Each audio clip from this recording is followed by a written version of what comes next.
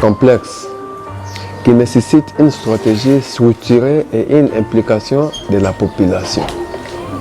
Voici quelques idées concrètes pour changer une classe politique comme celle du Congo. 1. Nous devons s'engager personnellement dans la politique ou soutenir de nouvelles figures. En soutenant de nouvelles figures, nous allons créer ou rejoindre un mouvement citoyen pour défendre des causes spécifiques. Si vous en avez les moyens et la pension, considérez-vous engager activement en politique pour représenter un changement. Soutenez des candidats jeunes, dynamiques et intègres lors des élections locales et nationales. 2. Nous allons mobiliser la jeunesse, organiser ou participer à des campagnes de sensibilisation pour encourager les jeunes à voter et à s'engager politiquement. 3. Encourager la transparence et la redevabilité. Exiger des comptes aux élus par les biais des médias, des pétitions et des manifestations pacifiques. Soutenez les initiatives de la société civile qui luttent contre la corruption et limitent pour la transparence dans la gestion publique. 4. À renforcer l'éducation politique. L'éducation civique est essentielle pour que les citoyens comprennent leur pouvoir et leur rôle dans une démocratie. Organiser des ateliers ou des séminaires pour enseigner les droits et responsabilités des citoyens ainsi que les processus électoraux. 5. Exploiter les réseaux sociaux et les médias. J'aimerais dire quoi? On va utiliser les réseaux sociaux pour dénoncer les injustices, partager des idées et mobiliser les gens. Créer des campagnes virales pour promouvoir le changement et attirer l'attention de nouveaux leaders. 6. Promouvoir des réformes institutionnelles. Faites pression pour des réformes électorales comme la limitation des mandats et les instaurations d'un système qui favorise l'alternance politique. 7. Collaborer avec la diaspora. La diaspora congolaise peut jouer un rôle clé en mobilisant des ressources et en soutenant des initiatives de changement. Encourager la méritocratie, c'est-à-dire soutenir des projets ou des initiatives qui promeuvent la compétence et l'intégrité comme critères des élections des leaders politiques. Les changements demandent du temps et de la persévérance et une motivation collective. Là, j'aimerais parler des changements. Les changements que nous parlons demandent le temps et de la persévérance et une mobilisation collective. Les changements demandent du temps et de la persévérance ainsi que la mobilisation.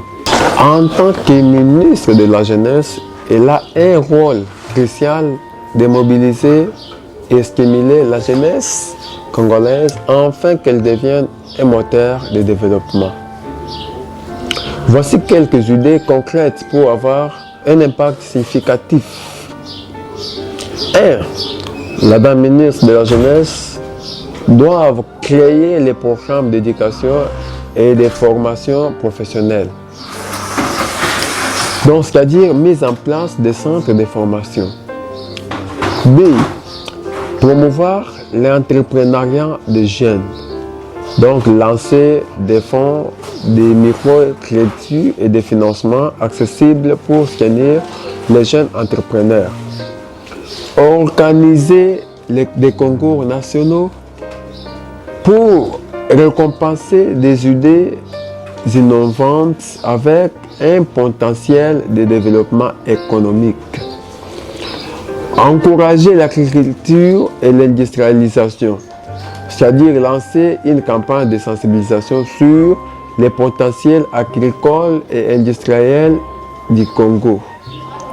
Soutenir les jeunes dans les projets agro-industriels en offrant des terres, des subventions ou des équipements à prix réduit. On va aussi renforcer l'engagement civil et patriotique. Donc, ce que je veux dire quoi? Introduire les programmes de service civil national pour encourager les jeunes à s'investir dans des projets communautaires.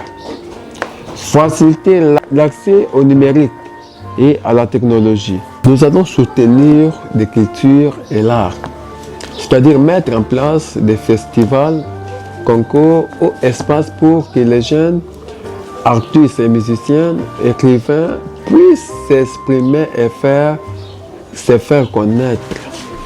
Donc, intégrer la culture comme moteur de développement économique par le biais de l'industrialisation, de l'industrie créative.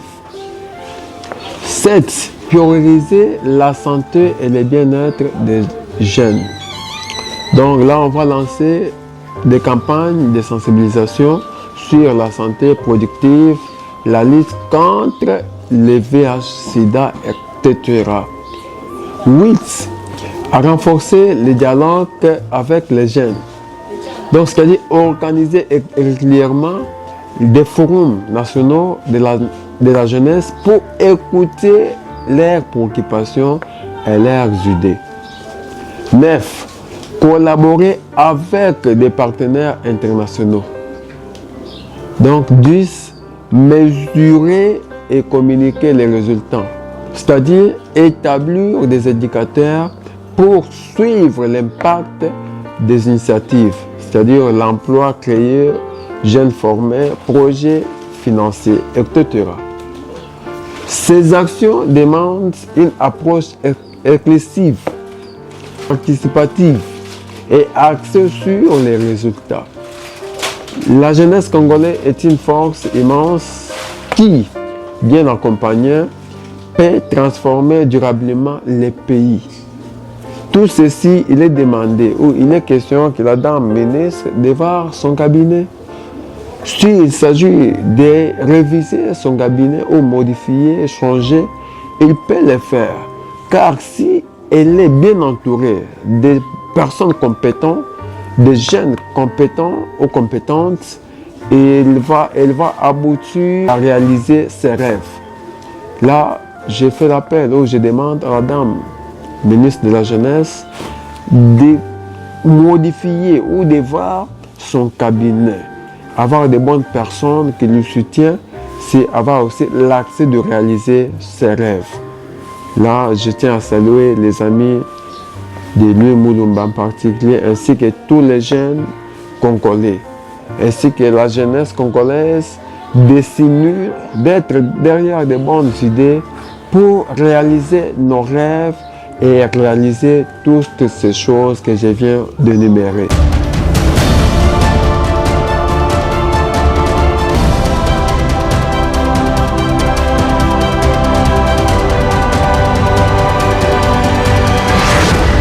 Africa News.